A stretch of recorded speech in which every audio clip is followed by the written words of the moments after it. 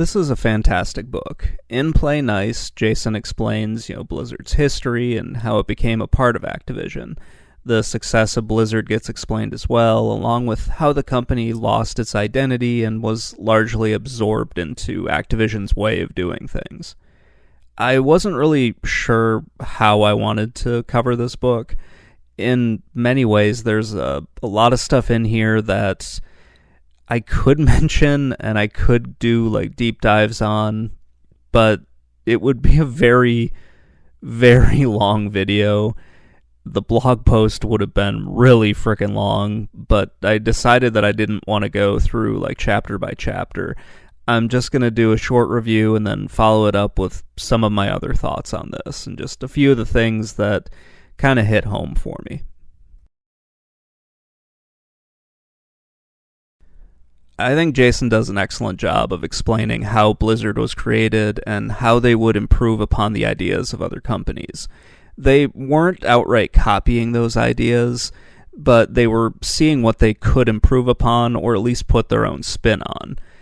Because saying that you improved on someone's idea isn't really concrete, it's more subjective. It's one of those weird things where you can look at Command and Conquer or you can look at Dune 2 and then see what Command and Conquer took from it and see what Warcraft took from it.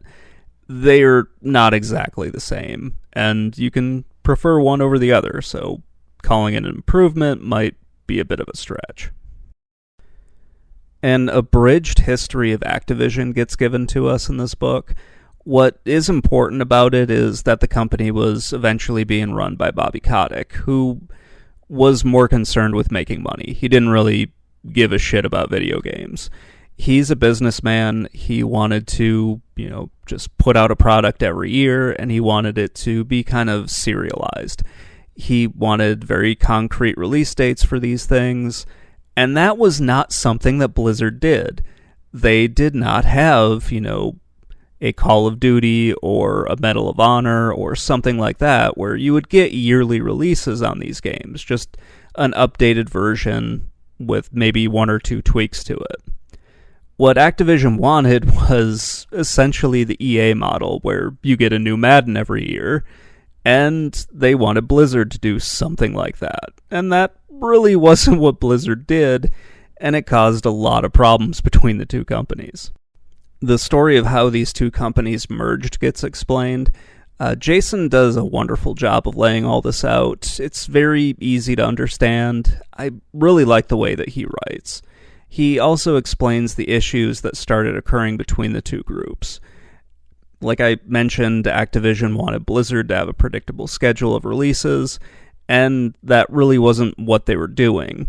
And slowly over time, as kind of the higher-ups in Blizzard, the people who had been there for a while, as they started to leave, they would get replaced with essentially yes men from Activision.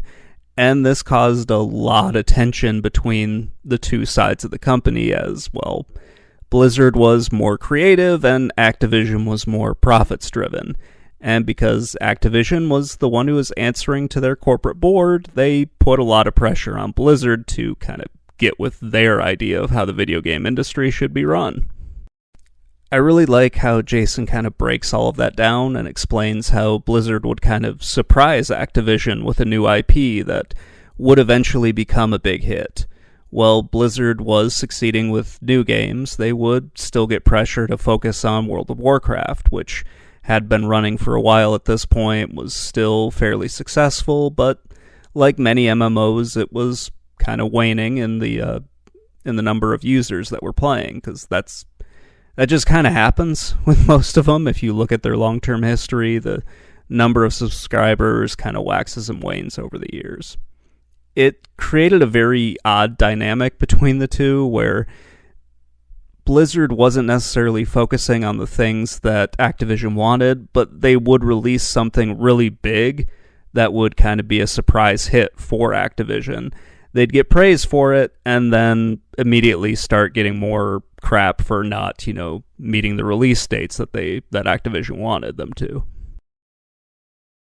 So if you're a fan of Blizzard and Activision, or just a fan of one of the games that Blizzard makes, or even a fan of one of the games that Activision makes, you're probably going to enjoy this book. It's pretty interesting to go through and read, as many of the controversies are talked about. Even some of the ones that I didn't really know about, like Blizzard's problems with the South Korean government. I think that's pretty interesting. That does get covered in another book by Simon Dorr.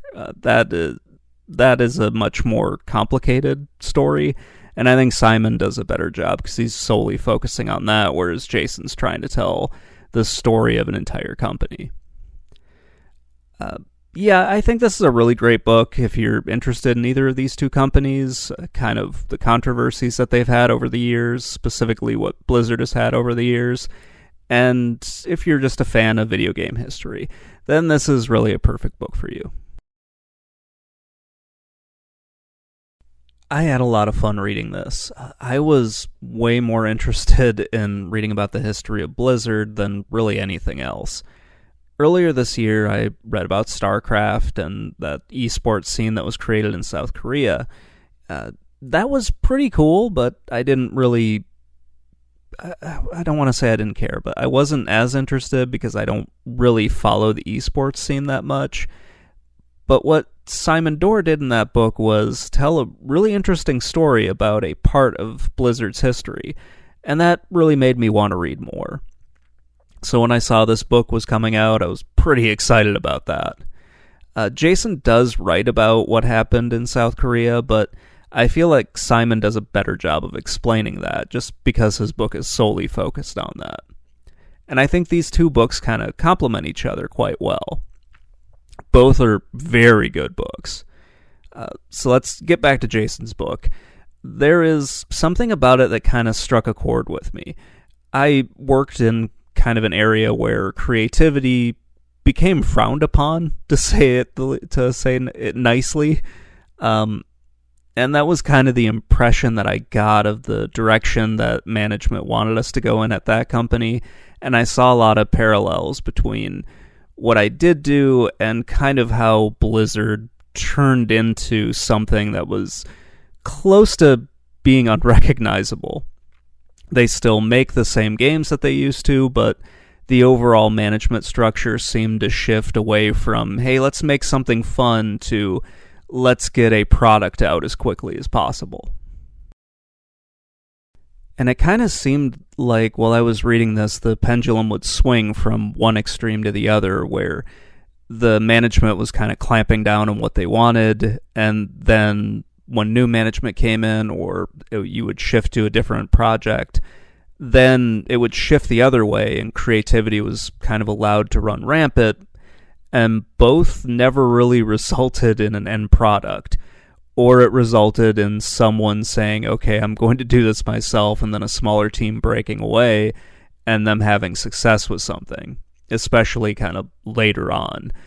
That was very strange to see that same thing repeated, but it was still really cool, and it just reminded me a lot of what I used to do before I started doing other things. You saw, without giving too much away, I would see a shift away from people releasing kind of creative projects that would answer questions that people didn't know that they had, and it shifted more to, let's just put out product that no one's really asking for, and when they get it, they don't really want it, they only want like a small slice of it. It's a really frustrating situation to be in, and it seemed like some of the sentiments I had were kind of echoed when I was reading through parts of this book, especially near the end when they were talking about a lot of the abuse allegations and the hostile work environment. I found myself sympathizing with, some parts of what were going on at Blizzard, especially with many of the development teams that just weren't given a lot of direction. It was really interesting to read through this, and yeah, I really love the book. Let's get into my final thoughts before I ramble on too much here. Play Nice is a wonderful book. Writing this was kind of hard for me, especially, trying to figure out what I wanted to talk about and what I didn't want to talk about, and getting the information that I thought was the most interesting in here. It's a lot. There's just so much in these books. Jason does an excellent job of researching these things, and he puts a lot of information in there. So, yeah, it can be a little overwhelming when you're trying to write just a quick review of these things. This book just has so much information in it, and there are so many fascinating stories that I just didn't think I could accurately write about in here. There's just so much here. It's a really great book, and I really like especially like the last third of it, where they really get into just how Activision sort of imposed its vision onto Blizzard. That was probably my favorite part of this book, if I had to pick one. Anyway, that's going to wrap things up. Let me know what you think in the comments below, and I will talk to you all later. Bye.